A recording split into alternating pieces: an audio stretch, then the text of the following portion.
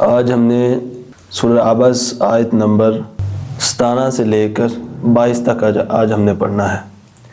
اس میں اللہ تعالیٰ نے نہایت ہی اہم پیغامات دیے ہیں۔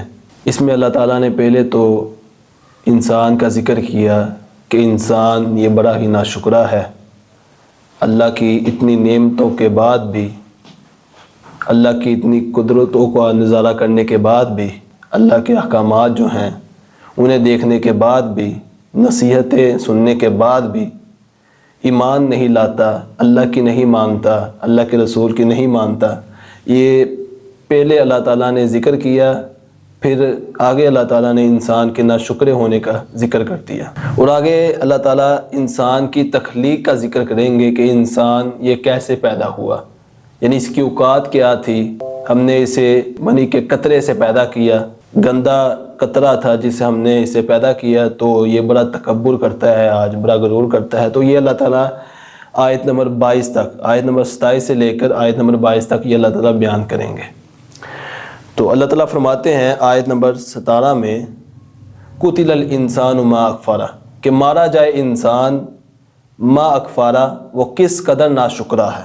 یعنی پچھلی آیات میں اللہ تعالیٰ نے متکبر لوگوں کا ذکر کیا، ان کا ذکر گزارا جو حق بات سننے کے بعد اسے ماننے کے لیے تیار نہیں تھے، اور انہی کافروں کو، یعنی جو منکرین تھے، جو نصیحت کو حاصل نہیں کرتے تھے سننے کے بعد، اللہ تعالیٰ نے ان کو بد دعا دی۔ کیا بد دعا دی؟ قتل الانسان، کہ مارا جائے انسان ما اکفرہ، وہ کس قدر ناشکرا ہے، مارا جائے انسان۔ یہ سخت سے سخت جو بد دعا ہے وہ یہی ہے کہ کسی کے لیے یہ کہا جائے کہ وہ مارا جائے، اسے ختم ہی ہو جانا چاہیے، اللہ اسے ختم ہی کر دے۔ یہ سب سے بڑی بد دعا ہے، کیونکہ دنیا میں سب سے جو آخری اور سب سے جو بڑی سزا ہے وہ یہی ہے کہ کسی کو ختم کر دیا جائے، یہ دنیا میں سب سے بڑی سزا ہے۔ تو قتل الانسان ما اکفرہ، یہ بد دعا ہے کہ مارا جائے انسان ما اکفرہ، کس قدر وہ ناشکرا ہے۔ اور اس کا دوسرا معنی ایک یہ بھی کیا گیا ہے کہ اتنی نعمتوں کے باوجود، یعنی وہ کون سی چیز ہے جس نے اسے ناشکرا بنا دیا۔ یعنی اگر ماں کا ترجمہ یہ کیا جائے کہ کس چیز نے، ماں کس چیز نے اکفرہ ہو، اسے ناشکرا بنا دیا، ایک اس کا معنی یہ بھی کیا جاتا ہے۔ ایک تو یہ ہے کہ کس قدر وہ ناشکرا ہے، اور دوسرا اس کا یہ ترجمہ کیا جاتا ہے ما اکفرہ، جس چیز نے، کس چیز نے اسے ناشکرا بنا دیا۔ تو یہ دو معنی ما اکفرہ کے کیے جاتے ہیں۔ آگے اللہ تعالیٰ نے انسان کی اوقات، انسان کی حیثیت وہ ذکر کی کہ انسان کی حیثیت کیا تھی، اس کی اوقات کیا تھی۔ اللہ فرماتے ہیں اسے دیکھنا چاہیے، من ای شیء خلقہ، اس نے اسے کس چیز سے پیدا کیا، انسان کو کس چیز سے پیدا کیا گیا۔ یعنی یہ شخص جو ہے، یہ انسان جو ہے تکبر کرتا ہے، اللہ کی ناشکری کرتا ہے، دین کو نہیں مانتا، اللہ کی نہیں مانتا، اللہ کے رسول کے نہیں مانتا، جو اسے بنانے والا ہے، یعنی جو اللہ اسے بنانے والا ہے یہ اس کی نہیں مانتا، تو اسے غور کرنا چاہیے من ای شیء خلقہ، اسے اس ذات نے، اس خالق نے کس چیز سے پیدا کیا۔ من نطفۃ خلقہ فقدرہ، اللہ فرماتے ہیں کہ ایک قطرے سے اس انسان کو اللہ نے پیدا کیا، خلقہ فقدرہ، اسے پیدا کیا، پس اس کا اندازہ مقرر کیا۔ یہ انسان کی حیثیت ہے کہ انسان کو ایک حقیر قطرے سے اللہ تعالیٰ نے پیدا فرمایا، اور پھر پیدا کرنے کے دوران ہی اس کی ہر چیز کا اندازہ مقرر کر دیا کہ اس نے دنیا میں جا کر کیا کرنا ہے، کتنی عمر پانی ہے، کیا کھانا ہے، کیا پینا ہے۔ یہ سب کچھ اللہ تعالیٰ نے اس دوران ہی، اسے پیدا کرنے کے دوران ہی یہ سب کچھ طے کر دیا۔ اس کی وضاحت صحیح بخاری کی حدیث میں آتی ہے کہ انسان کی تخلیق کا جو تسلسل ہے، جو مراحل ہیں، وہ کیا ہیں انسان کی تخلیق کے۔ وہ صحیح بخاری کی مکمل حدیث ہے، اس میں رسول اللہ صلی اللہ علیہ وسلم ذکر کرتے ہیں، آپ نے فرمایا کہ ان احدکم یجمع خلقہ فی بطن امہ 40 یوما نطفہ، کائنات کی ماں فرماتے ہیں تم میں سے ہر شخص کی تخلیق اس کی ماں کے پیٹ میں اس طرح جمع کی جاتی ہے کہ 40 یوما نطفہ، کہ 40 دن وہ نطفے کی شکل میں ہوتا ہے۔ انسان پہلے 40 دن نطفے کی شکل میں ہوتا ہے، آگے کائنات کی ماں فرماتے ہیں ثم یکون علقہ، پھر 40 دن مثل ذالک، یعنی اسی طرح 40 دن وہ علقہ کی شکل میں ہوتا ہے. علقہ کہتے ہیں خون کا لوتھڑا، یعنی قطرے سے انسان 40 دن کے لیے خون کا لوتھڑا بن جاتا ہے. اور آگے کائنات کی ماں فرماتے ہیں ثم یکون مضغہ مثل ذالک، پھر 40 دن وہ مضغہ بن جاتا ہے، یعنی بوٹی کی شکل اختیار کر جاتی ہے. یعنی جس طرح گوشت کا ایک ٹکڑا ہوتا ہے انسان، پھر ویسی حالت میں 40 دن رہتا ہے. یعنی 120 دن یہ انسان کے مراحل رہتے ہیں. پہلے 40 دن قطرے کی شکل میں، دوسرے 40 دن خون کے لوتھڑے کی شکل میں، اور تیسرے 40 دن بوٹی کی شکل میں انسان رہتا ہے. پھر اللہ تعالیٰ 120 دن بعد ثم یرسل الیہ الملک، پھر اللہ تعالیٰ ایک فرشتے کو بھیجتا ہے فینفخ فیہ الروح، پھر اس میں روح پھونکی جاتی ہے. 120 دن بعد انسان میں روح پھونکی جاتی ہے، اور وہ کہاں ہوتا ہے؟ ماں کے پیٹ میں. یہ سارا سلسلہ ماں کے پیٹ میں چلتا ہے انسان کا.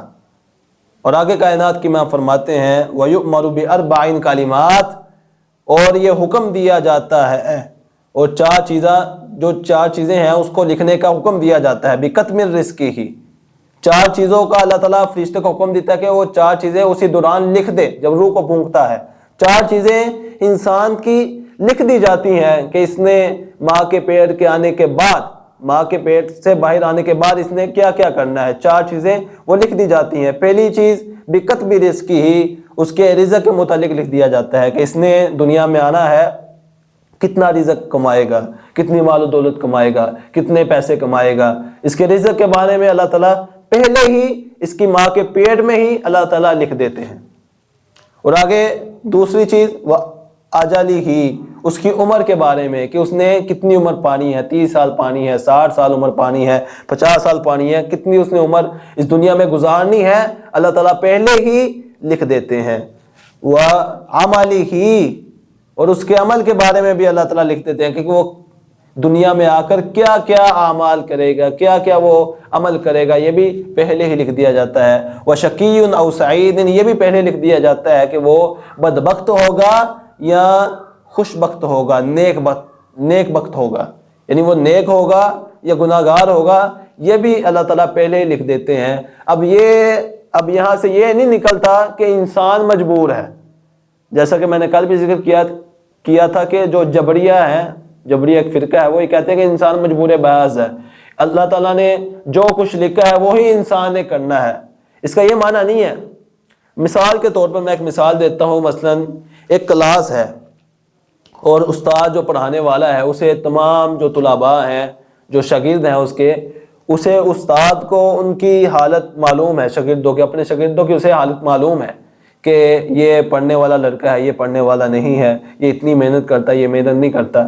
تو استاد ایک بچے کو دیکھتا ہے کہ وہ بالکل بھی محنت نہیں کرتا، امتحان سر پر ہے، وہ بالکل بھی محنت نہیں کرتا، پڑھتا نہیں ہے، توجہ نہیں دیتا. تو استاد یہ لکھ دیتا ہے کہ اس نے پیپروں میں فیل آنا ہے. اب غلطی کس کی ہے؟ پیپر ہوتے ہیں، واقعتاً وہ فیل ہو جاتا ہے. اب غلطی کس کی ہے؟ استاد کی غلطی ہے کہ اس بچے کی غلطی ہے جو بالکل بھی محنت نہیں کرتا، جو توجہ نہیں دے رہا. غلطی کس کی ہے؟ غلطی بچے کی ہے کہ وہ محنت نہیں کر رہا. اختیار اس کے پاس تھا، بچے کے پاس. یہ نہیں کہ استاد نے لکھ دیا اس نے فیل آنا ہے تو وہ مجبور ہو گیا، اس نے فیل نہیں ہونا ہے. یہ استاد کی اس میں غلطی نہیں ہے، غلطی بچے کی ہے. وہ محنت کرتا، وہ استاد کی بات کو غلط ثابت کر دیتا، فرسٹ آ جاتا، پوزیشن لے لیتا. لیکن استاد کو اس کی حالت کو معلوم تھا، استاد کو اس کی حالت معلوم تھی کہ یہ محنت نہیں کرتا. اسی طرح اللہ تعالیٰ کو انسان، یعنی ایک تو ہے یہ انسان، اس کا اندازہ، استاد کا اندازہ، تو اللہ تعالیٰ جو انسان کی شارک سے بھی زیادہ قریب ہے، جو انسان کو پیدا کرنے والا ہے، اللہ تعالیٰ کو تو پتا تھا کہ اس نے کیا کرنا ہے دنیا میں جا کر. اللہ تعالیٰ نے اس لیے سب کچھ لکھ دیا ہے. لکھنے سے یہ مراد نہیں ہوا، یہ معنی نہیں نکلتا کہ انسان مجبور محض ہے. انسان کو اختیار ہے، وہ نیکیاں کرے. اگر وہ نیکیاں کرے گا تو نیکی اللہ تعالیٰ نے پہلے لکھی ہوئی ہیں. تو انسان، اس کے دل میں کتنی زیادہ طلب ہوگی، یہ بھی میں نے ذکر کیا تھا کہ اللہ فرماتے ہیں کہ جو ہمارے راستے میں جدوجہد کرتے ہیں، کوشش کرتے ہیں، جو طلب رکھتے ہیں اپنے اندر، اللہ فرماتے ہیں ہم ان کے لیے ایک نہیں کئی راستے کھول دیتے ہیں. والذین جاہدوا فینا لنہدینہم سبلنا، اللہ فرماتے جو ہمارے راستے میں محنت کرتے ہیں ہم ان کے لیے کئی راستے کھول دیتے ہیں۔ تو انسان مجبور نہیں ہے۔ آگے اللہ تعالیٰ نے یہی ادھر سورہ عباسہ میں بھی یہی ارشاد فرمایا، آگے جا کر اللہ تعالیٰ فرماتے ہیں کہ انسان کو اختیار ہے، ثم السبیل یسرہ۔ آگے اللہ تعالیٰ فرماتے ہیں آیت نمبر 20 میں کہ پھر اللہ تعالیٰ اس کے لیے راستے کو آسان کر دیا، پھر اللہ تعالیٰ نے اس کے لیے راستے کو آسان کر دیا۔ یعنی انسان کو پیدا کرنے کے بعد وہ پیدا قطرے سے کیا، من نطفۃ خلقہ فقدر، اور تقدیر جو ہے وہ اندازہ مقرر کر دیا۔ یعنی یہ اندازہ مقرر کرنے سے کیا مراد ہے کہ اس کی یہ ساری چیزیں پہلے لکھ دی کہ اس نے رزق کتنا کمانا ہے، اس نے کتنی عمر پانی ہے، اس نے عمل کیا کرنے ہیں، اور وہ نیک ہوگا، شقی ہوگا، بدبخت ہوگا یا نیک ہوگا، یہ بھی اللہ تعالیٰ نے سب مقرر کر دیا، پہلے اندازہ مقرر کر دیا، یہ اندازہ مقرر کر دیا یعنی لکھ دیا۔ تو آگے ثم السبیل یسرہ، پھر اس کے لیے راستہ آسان کر دیا، یعنی یہ سب کچھ ماں کی پیٹ میں ہوا، ثم السبیل یسرہ، پھر اس کے لیے راستہ آسان کر دیا۔ اب راستہ آسان کر دیا، اس سے کیا مراد ہے؟ اس کے مفسرین نے 3 معنی کیے ہیں، 3 معنی بیان کیے ہیں۔ پہلا معنی تو یہ ہے کہ ماں کے پیٹ سے نکلنے کا راستہ اللہ تعالیٰ نے بندے کے لیے آسان کر دیا، یعنی انسان ماں کے پیٹ سے آرام سے وہ نکل جائے گا، یعنی تنگ ہڈیوں کے اثار سے نکل ہی نہ سکتا تھا انسان، تو اللہ تعالیٰ نے اس کے لیے یہ نکلنا آسان کر دیا، یعنی انسان کا نکلنا مشکل تھا، وہ بھی مر سکتا تھا اور اس کی وجہ سے اس کی ماں بھی مر سکتی تھی، لیکن اللہ تعالیٰ نے نکلنے کا راستہ آسان کر دیا، اللہ تعالیٰ نے یہ آسان بنا دیا۔ اب یہاں سے یہ بھی نقطہ نکلتا ہے کہ اللہ فرما رہے ہیں ثم السبیل یسرہ کہ ہم نے ماں کے پیٹ سے نکلنے کے لیے انسان کا راستہ آسان کر دیا۔ اب جو مثلا ڈاکٹر حضرات جو ہیں وہ غلط کرتے ہیں، جو مثلا آپریشن بنتا نہیں ہوتا تو پیٹ کاٹ دیتے ہیں، تو یہ سلسلے کرتے ہیں، وہ بھی غلط سلسلہ ہے۔ یعنی اللہ تعالیٰ فرما رہا ہے کہ یہ سلسلہ آسان ہے، تو خود وہ اس کو مشکل میں لے آتے ہیں۔ تو ایک تو معنی اس کا یہ ہے کہ اللہ فرما رہے ہیں کہ انسان کے لیے راستہ آسان کر دیا، یعنی اس کی ماں کی پیٹ سے اس کے لیے نکلنا یہ آسان ہم نے بنا دیا۔ اور اسی طرح ایک معنی بیان کیا گیا ہے کہ خیر اور شر میں سے جس راستے پر وہ چلنا چاہے اللہ تعالیٰ نے وہ راستہ اس کے لیے آسان بنا دیا، یعنی انسان جس چیز میں طلب رکھے گا، نیکی کی طلب رکھے گا، ہدایت کی طرف وہ طلب رکھے گا، جدوجہد کرے گا، تو اللہ تعالیٰ ہدایت کا راستہ اس کے لیے کھول دے گا۔ لیکن ایک وہ شخص ہے جو ہدایت پانا چاہتے نہیں ہے، جو برائی کے راستے میں، شر کے راستے میں دلچسپی رکھتا ہے، اس کی طرف متوجہ ہوتا ہے، تو اللہ تعالیٰ شر کا راستہ بھی اس کے لیے پھر آسان کر دیتا ہے۔ ثم السبیل یسرہ، چاہے انسان کی طلب نیکی کی طرف ہو تو نیکی کا راستہ اس کے لیے آسان ہو جائے گا، اگر اس کی طلب، اگر اس کی جدوجہد، جستجو اگر وہ برائی کی طرف ہوگی، اللہ تعالیٰ وہ راستہ بھی اس کے لیے پھر آسان کر دے گا۔ ثم السبیل یسرہ، بعض مفسرین نے اس کا ایک معنی یہ بیان کیا ہے۔ تیسرا معنی یہ بیان کیا ہے کہ صحیح راستے کی پہچان اللہ تعالیٰ اس کے لیے آسان بنا دیتا ہے۔ مثلا قرآن یہ اللہ تعالیٰ نے انسان کے لیے آسان بنایا، وَلَقَدْ يَسَّرْنَا الْقُرْآنَ لِلذِّكْرِ فَهَلْ مِن مُدَّكِرٍ، قرآن مجید کو اللہ تعالیٰ نے آسان بنایا ہے، نصیحت حاصل کر سکتا ہے وہ اس سے۔ اللہ فرمانا ہے کہ ہم نے بلا شبہ اسے نہایت ہی آسان بنایا ہے، کون ہے جو اس سے نصیحت حاصل کرے، کون ہے جو اس میں غور و فکر کرے؟ فَهَلْ مِن مُدَّكِرٍ، کوئی ہے جو اس سے نصیحت حاصل کرے، ہدایت حاصل کرے قرآن مجید پڑھ کے؟ تو تیسرا معنی یہ بیان کیا گیا کہ صحیح راستے اللہ تعالیٰ نے انسان کے لیے ڈھونڈنا، اس پر چلنا یہ اللہ تعالیٰ نے آسان بنا دیا ہے، یعنی صحیح راستے کی پہچان اللہ تعالیٰ نے انسان کے لیے آسان بنا دیا۔ وہ خود اندھا ہو کر، یعنی دل کا اندھا ہو کر نہ صحیح راستے کو اپنائے تو یہ اس کی مرضی ہے۔ اللہ تعالیٰ نے صحیح راستے کو پہچاننا، قرآن مجید کو پڑھنا، قرآن مجید کی دعوت کو قبول کرنا یہ انسان کے لیے آسان بنا دیا ہے۔ اس کی مرضی ہے کہ وہ اسے قبول کرے یا نہ کرے۔ اگر وہ قبول کرے گا تو ٹھیک ہے، قیامت والے دن وہ جو جنت کا مستحق بن جائے گا۔ اگر وہ نہیں قبول کرے گا تو اللہ تعالیٰ نے دنیا میں بھی اسے بددعا دے دی ہے، قتل الانسان، مارا جائے انسان ما کفر، کس قدر وہ ناشکرا ہے، اور قیامت کا دن ہوگا اللہ تعالیٰ اسے پھر جہنم کی صورت میں جو ہے وہ سزا دے گا۔ اور آگے فرمایا انسان کی تخلیق کا سلسلہ بتانے کے بعد، انسان کی تخلیق کے جو مراحل ہیں وہ بتانے کے بعد اللہ تعالیٰ فرماتے ہیں ثم اماتہ فاقبرہ، پھر اسے موت دی، پھر اسے قبر میں رکھوایا. ثم اماتہ، پھر اسے موت دی، فاقبرہ، پس اسے قبر میں رکھوایا. یعنی اسے موت دی جو آخرت کی مصلحت کے تحت ضروری تھی. یعنی موت دینا یہ ضروری تھا، کیونکہ موت اگر بندے کو ہے کہ موت کے بعد انسان کو جو ہے وہ اٹھایا جائے گا، بعد الموت، یہ آخرت کا جب سلسلہ شروع ہوگا تو انسان کو دوبارہ اٹھایا جائے گا، جس کی وضاحت ہم پہلے پڑھ چکے ہیں. یعنی پھر اسے قبر میں رکھوایا. یہ بھی اللہ تعالیٰ کا بہت بڑا احسان ہے انسان پر کہ اللہ تعالیٰ نے انسان کو قبر میں رکھوایا. یہ احسان ہے. اگر یہ اللہ تعالیٰ کا احسان نہ ہوتا تو انسان جو ہے وہ زمین پر پڑا رہتا، جیسے جانور مرتے ہیں، جانور زمین میں پڑے رہتے ہیں. جانور انسان اگر انسان پر اللہ تعالیٰ کا یہ احسان نہ ہوتا تو وہ جانوروں کی طرح زمین پر پڑا رہتا.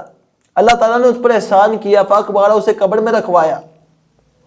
یعنی یہ اللہ تعالیٰ کی مخلوق کے لیے باعث آزار بنتا کہ وہ انسان جو ہے وہ زمین پر پڑا ہے. جب بندہ پڑا رہتا ہے، مثلا کوئی جانور ہے وہ مر جاتا ہے، وہ ایک ہی جگہ پڑا رہتا ہے تو وہ بدبو چھوڑنے لگ جاتا ہے، بدبو آنا شروع ہو جاتی ہے. تو یہ لوگوں کے لیے، مخلوق کے لیے باعث آزار تھا، باعث تکلیف تھی. تو فاقبرہ، اسے اللہ تعالیٰ نے قبر میں رکھوایا. اور اس کی بے حرمتی ہوتی ہے انسان کی اگر وہ ایسے ہی زمین پر پڑا رہتا، اسے قبر میں نہ رکھوایا جاتا. اللہ تعالیٰ اگر یہ احسان نہ کرتا، بے پردہ ہوتا، بے حرمتی اس کی ہوتی اور اسے درندے نوچتے، درندے کھا جاتے. تو یہ اللہ تعالیٰ کا احسان ہے کہ فاقبرہ، اللہ تعالیٰ نے اسے قبر میں رکھوایا. یہاں بھی ایک سوال یہ پیدا ہوتا ہے کہ اللہ تعالیٰ فرما رہے کہ ہر انسان کو قبر میں رکھوایا، قبر میں رکھا. تو کوئی جل کے مر جائے، یعنی کوئی جل جاتا ہے تو اس کے پھر تو ٹکڑے ٹکڑے ہو گئے، جل گیا، راکھ بن گیا. یا کوئی غرق ہو جائے یا اسے درندے کھا جائے، درندے نوچ لیں، تو پھر اللہ تعالیٰ فرما رہا ہے کہ اسے قبر میں رکھوایا. تو اس کی قبر پھر کہاں ہوگی؟ تو اس کا جواب یہ ہے کہ جو انسان جہاں مرتا ہے اللہ تعالیٰ فرماتے ہیں فاقبرہ، اس کی وہی قبر ہے، اسے قبر میں رکھوا دیا جاتا ہے. یعنی جہاں بھی وہ مرا ہے اس کے لیے وہی قبر ہے. یعنی اگر کسی کو دفن نہ کیا جا سکے تو اس کا یہ مطلب نہیں ہے کہ اسے قبر نہیں ملی، قبر نصیب نہیں ہوئی. اس کے جو سلسلہ ہوگا، سوال و جواب کا سلسلہ ہوگا، قبر کے جو مراحل ہوں گے، قبر میں جو سلسلہ ہوگا سوال و جواب کا، منکر اور نکیر کا آنا ہوگا، اسے قبر میں جو نعمتیں ملیں گی، اگر وہ نیک ہوگا جنت کی کھڑکیاں اس کے لیے کھول دی جائیں گی. اگر وہ گناہگار ہوگا، مجرم ہوگا، کافر ہوگا تو اسے سزائیں ملے گی قبر میں، قبر کا جو عذاب ہوگا. یہ سارا سلسلہ ہوگا. اگر اسے قبر نہیں نصیب ہوئی، قبر نہیں ملی، تو اللہ فرما رہے فاقبرہ، اگر اسے کوئی درندہ کھا گیا ہے، اگر وہ درندے کے پیٹ میں ہے، فاقبرہ، وہی اس کی قبر ہے. اگر وہ سمندر میں غرق ہو گیا ہے تو وہی اس کی قبر ہے. اگر وہ راکھ بن گیا ہے تو اس کی راکھ کے کہاں کہاں ذرات گئے ہیں، جہاں پڑے ہوئے ہیں اس کی راکھ کے ذرات، وہی اس کی قبر ہے. فاقبرہ، اسے قبر ضرور ملے گی. آگے اللہ تعالیٰ فرماتے ہیں آیت نمبر 22 میں، جو ہمارے آج کے لیکچر کی آخری آیت ہے، اللہ فرماتے ہیں ثم اذا شاء انشرہ، پھر جب وہ چاہے گا اسے اٹھائے گا. یعنی جب اللہ تعالیٰ چاہے گا اللہ تعالیٰ اسے اٹھائے گا. یعنی قیامت کا دن جب آئے گا، جیسا کہ ہم پہلے اس کی وضاحت پڑھ چکے ہیں کہ اللہ تعالیٰ بعث بعد الموت، لوگوں کو دوبارہ اٹھائے گا. وہ کیسے ہوگا اس کی وضاحت میں بتا چکا ہوں، جو صحیح بخاری کی حدیث ہے کہ اللہ تعالیٰ ایک جو ہے بارش کو بھیجے گا، اور حدیث میں آتا ہے کہ لوگ ایسے اگیں گے جس طرح پودے سبزیاں اگتی ہیں. یعنی ان تمام قدرتوں کو دیکھ کر یہ انسان کو بات سمجھ نہیں آتی. یعنی جو اللہ تعالیٰ نے انسان کے سامنے اپنی قدرتیں رکھی ہیں کہ انسان پہلے کیا تھا، منی کا قطرہ، پھر انسان کو اللہ تعالیٰ نے خون کا لوتھڑا بنایا، پھر گوشت کی شکل دی، ٹھیک ہے، پھر اللہ تعالیٰ نے انسان کو ایک ٹھیک ٹھاک انسان بنایا، خوبصورت بنایا، اس کی ماں کی پیٹ سے اسے نکالا، خوبصورت ایک انسان بنایا، اور پہلے سب کچھ لکھ دیا کہ اس نے کتنا رزق کمانا ہے. سب کچھ پہلے لکھ دیا کہ اس نے کتنا رزق کمانا ہے، کتنی اس نے عمر پانی ہے، اس نے کیا کیا کرنا ہے. تو یہ سارا سلسلہ یہ ایسے ہی تھا، یہ عبث تھا، یہ بیکار تھا. اللہ فرما رہے ہیں کہ نہیں، ثم اذا شاء انشرہ، پھر اسے اٹھایا جانا ہے. پھر جب اللہ تعالیٰ چاہے گا، جب اللہ تعالیٰ قیامت لانا چاہے گا، اللہ تعالیٰ اسے اٹھائے گا۔ یہ سب مراحل، یہ سب سلسلہ جو اللہ تعالیٰ نے اختیار کیا انسان کی تخلیق سے لے کر اس کی موت تک، اسے رزق دیا، اسے عمر دی، اسے بیوی بچے دیے، سب کچھ یہ سلسلہ جو انسان کا کیا اللہ تعالیٰ نے، یہ ایسے ہی تھا، عبث تھا؟ یہ اللہ تعالیٰ نے اپنی قدرتوں کی نشانیاں جو دکھائیں انسان کو، پہاڑ بنائے، زمین بنائی، آسمان بنایا، یہ ساری مخلوقات اللہ تعالیٰ نے ایسے ہی بنائی؟ اللہ فرما رہے ہیں کہ نہیں، یہ سب کچھ عبث، بیکار، فضول نہیں تھا۔ ایک دن ایسا آئے گا، ثم اذا شاء انشرہ، جب اللہ تعالیٰ چاہے گا تمہیں اٹھائے گا۔ اگر کوئی ظالم ہے، ظلم کرنے والا ہے دنیا میں، اسے اس ظلم کی سزا ملے گی۔ جو اللہ تعالیٰ نے انسان کو نعمتیں دی ہیں، اس کے بارے میں اللہ تعالیٰ اسے سوال کرے گا کہ تو نے اس کی نعمتوں کا کتنا حق ادا کیا، کہ تو دنیا میں میری نعمتوں کی ناشکری تو نہیں کرتا رہا؟ یہ پوچھا جائے گا انسان سے۔ یعنی یہ سب سلسلہ یہ ہوگا۔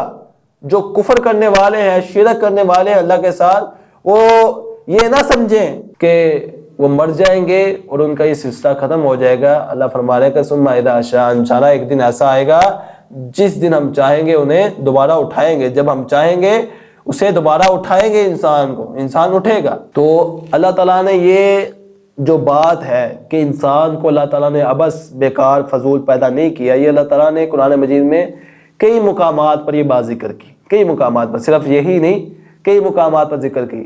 افحسبتم انما خلقناکم عبثا وانکم الینا لا ترجعون، اللہ تعالیٰ سورہ مومنون میں کیا فرماتے ہیں؟ فرماتے ہیں کہ کیا تم نے یہ سمجھ رکھا ہے، کہ تم نے یہ گمان کر لیا ہے کہ ہم نے انسان کو فضول پیدا کیا، ہم نے تمہیں بے مقصد پیدا کیا، عبث پیدا کیا، بیکار پیدا کیا؟ اللہ فرما رہے ہیں کہ نہیں، تم نے یہ سمجھ رکھا ہے، یہ گمان کر لیا وَأَنَّكُمْ إِلَيْنَا لَا تُرْجَعُونَ، کہ تمہیں ہماری طرف لوٹایا نہیں جائے گا، تمہارا حساب و کتاب نہیں ہوگا، تم سے پوچھا نہیں جائے گا۔